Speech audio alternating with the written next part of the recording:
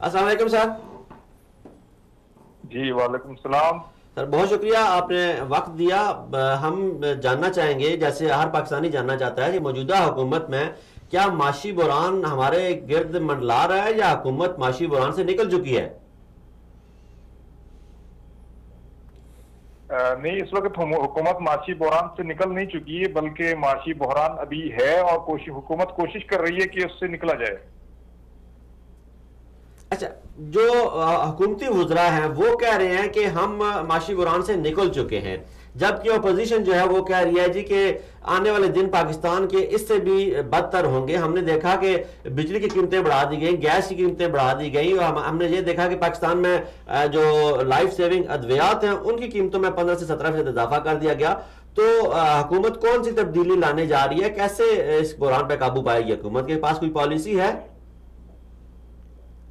نہیں، جب یہ حکومتی وزراء جب یہ کہتے ہیں نا کہ ہم معاشی بحران سے نکل چکے ہیں، میرے خیال سے میں نے تو کوئی ایسا بیان نہیں سنا ہے. ان کا جو اصل جو اس حوالے سے جو ان کا جو موقف ہے وہ یہ ہے کہ وہ بھی یہ سمجھتے ہیں کہ معاشی بحران سے نکلے نہیں ہیں. ان کا یہ کہنا ہے کہ جو آئی ایم ایف کے پاس جو امیڈیٹ نیڈ تھی نا گورنمنٹ میں آنے کے بعد 6 مہینے پہلے، جو پاکستان ڈیفالٹ کی پوزیشن میں تھا اور آئی ایم ایف کے علاوہ کوئی آپشن نہیں تھا، وہ اس صورتحال سے نکل چکے ہیں. ان کا جو کہنے کا جو پوائنٹ آف ویو ہے نا وہ یہ ہے، یعنی آئی ایم ایف کے پاس ابھی ہم نہ بھی جائیں اور آرام سے جائیں اور شاید اللہ کرے جانے کی ضرورت بھی نہ پڑے، اس صورتحال سے نکل چکے ہیں جو پاکستان کو ایک آپ کا جو فارن ایکسچینج ریزرو ہے وہ بالکل ڈاؤن ہو گئے تھے، اور جو امپورٹ کی جو پیمنٹیں ہیں، فارن پیمنٹیں ہیں، اور جو مارک اپ اور جو لونز کی جو پیمنٹس جو ڈیو تھیں اس کی پیمنٹس کے لیے جو پاکستان کے پاس پیسے نہیں تھے، وہ گمبھیر صورتحال سے نکل چکے ہیں. لیکن جو اوور آل دوسری جو میکرو اکنامی کی جو سچویشن ہے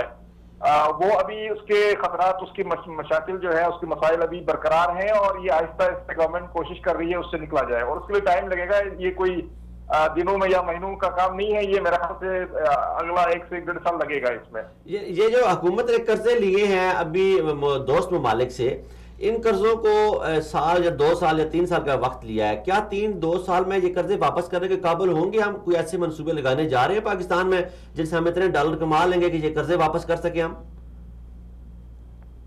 نہیں، دیکھیں، ہم جب آئی ایم ایف سے جو ہم نے قرضے لیے ہیں وہ بھی تو ہمیں واپس کرنے ہوتے ہیں نا. وہ آئی ایم ایف کے جو قرضے ہیں وہ کہلاتے ہیں ہارڈ لون، اور یہ جو قرضے ہیں یہ سافٹ لون کہلاتا ہے. تو ان کی واپسی کے وقت بھی اتنا پریشر نہیں ہوگا، یعنی ہم اپنی سہولت کے حساب سے ان کے ساتھ جو ٹرمز اینڈ کنڈیشنز ہیں اس کو اگر ہم ابائڈ بائی نہ بھی کریں اور اس کی ری شیڈولنگ بھی کرا سکتے ہیں، اس میں یہ سافٹ ٹائپ کے لونز کراتے ہیں، یہ جو ہم نے اپنے فرینڈ. لیکن اگر ہم آپ جیسے ری شیڈولنگ کی بات کر رہے ہیں ابھی سے، تو آپ کی ماشاءاللہ معیشت میں بڑی گہری نظر ہے، تو کیا ہمارا امیج بچ پائے گا دوست ممالک کے سامنے؟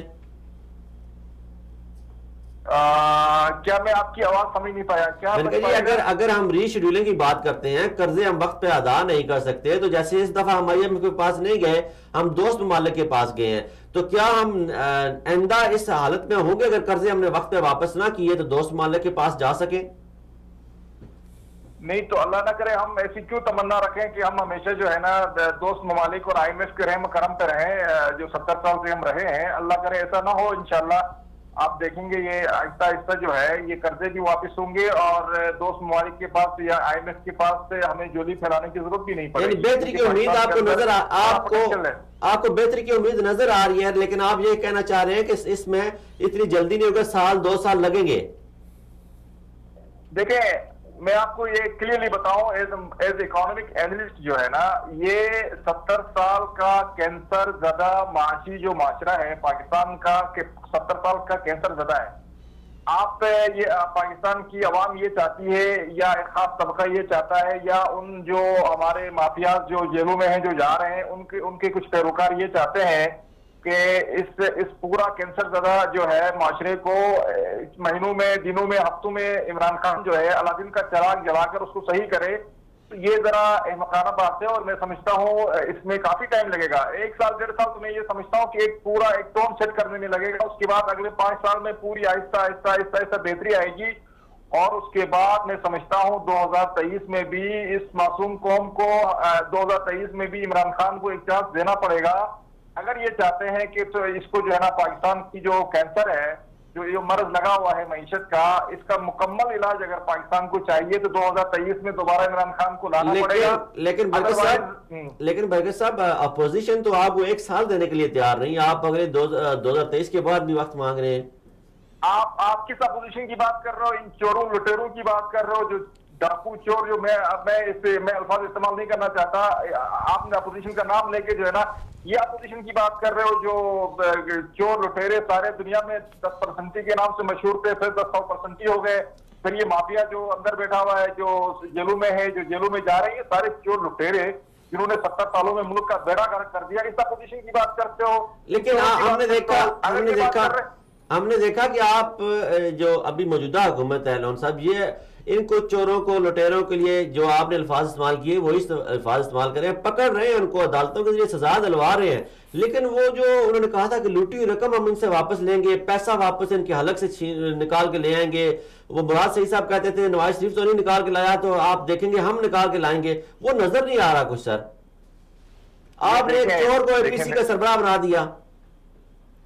دیکھیں یہ جو پاکستان میں جو مافیا ہے نا، نیچے جو ایک گیٹ کیپر سے لے کے اوپر ٹاپ بیوروکریسی تک جو 22 گریڈ کا آفیسر ہے اور پھر یہ اپوزیشن ہے، وہ سارا جو پورا ایک مشینری ہے نا، پورا ایک مافیا ہے. ایک مطلب الفاظ نہیں ہے، اتنا جو ہے نا ہمارا معاشرہ بگڑا ہوا ہے.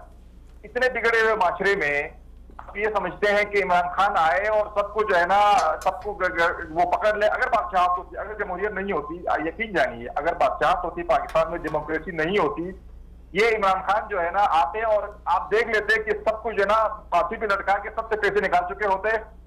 جیسے مطلب جو ان کو جیلوں میں بند کر کے جو مافیا کا جو فارمولا تھا اس کو اپلائی کرتے. لیکن یہ جمہوریت کے نام پہ ایک بڑا مسئلہ ہے، اس کو جو ہے نا سب کو سال لے کے چلنا ہے. لون صاحب ہم نے ٹھیک ہے آپ کی بات، ہمیں یہ کہا جاتا رہا کہ ہمارے پاس ایک بہت بڑی ٹیم ہے، ہم نے اپنا ورک کمپلیٹ کر لیا. ہم نے دیکھا شیڈو منسٹر بھی الیکشن سے پہلے اناؤنس کیے گئے امریکہ برطانیہ کی طرز پہ.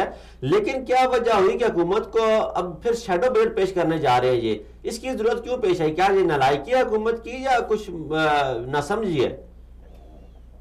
دیکھیں اس کو سمجھنے کی ضرورت ہے، تھوڑا سا مجھے ٹائم دیجیے گا اس کو سمجھانے کے لیے. جی ضرور. دیکھیں یہ جو بجٹ 2000 آپ کا 18-19 یہ پچھلی گورنمنٹ نے پیش کیا، جانے سے کوئی 1-8 مہینہ پہلے انہوں نے پیش کر دیا. اصولاً یہ بجٹ جو ہے پچھلی گورنمنٹ کو پیش نہیں کرنا چاہیے تھا، کیونکہ آگے اس کو پورا جو نئی گورنمنٹ کو اس نے چلانا تھا اور اس بجٹ کو انہوں نے میٹ کرنا تھا.